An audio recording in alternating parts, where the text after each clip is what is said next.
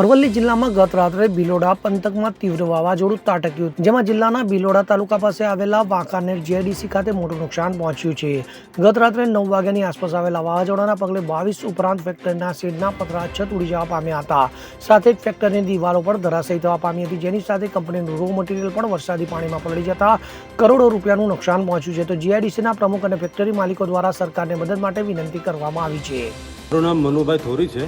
ધરતી વેફર તરીકેની વાંકાનેર જીઆઈડીસીમાં મારી યુનિટ છે, ફેક્ટરી છે.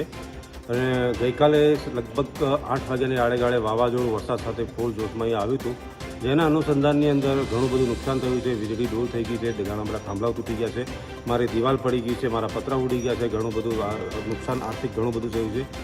અહીંયા યુનિટ વાંકાનેર જીઆઈડીસીના જેટલા પણ યુનિટ છે એમાં 20 થી 22 યુનિટો આવેલા, આમાં પતરા ઉડી ગયા છે, ઘણાને નુકસાન થયું છે. અને ઘણા બધી ફેક્ટરીઓ છે ત્યારમાં વીજળી ડોલ હોવાના કારણે કામકાજ પણ સદંતર બંધ છે. હવામાન વિભાગે અમને ઓલરેડી આગળ માહિતી આપેલી હતી કે આ પ્રકારનું આવવાનું છે. એની સતર્કતાના અનુસંધાનની અંદર મેં ઘણું જે તો હટાવવાનું બધું હટાવી દીધું. છતાં પણ જે ગઈકાલ રાત્રે જે વાવાઝોડું આવ્યું છે અતિશય ભયંકર હતું, અને ભયંકરના કારણે તમામ જેટલા બી યુનિટ ધારકો અહીંયા છે 22. તમારે કેટલું નુકસાન ગયું છે? મારું ઓછામાં ઓછું લગભગ 50-60 લાખ રૂપિયાનો આવ્યો તો યુનિટ જે છે તૈયાર આખું દિવાલ હાથે પડી ગયું છે, પતરા બધા ઉડી ગયા છે, આગળના બાર જે શટલો છે એ પણ બધા નીકળી ગયેલા છે. હાલ ઘણું બધું નુકસાન છે મારું પોતાનું પણ.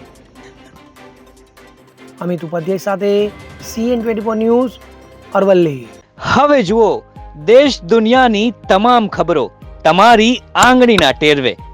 ઉઠાવો મોબાઈલ અને ગૂગલ પ્લે સ્ટોર પરથી ડાઉનલોડ કરો અમારી CN24 ન્યૂઝ મોબાઈલ એપ.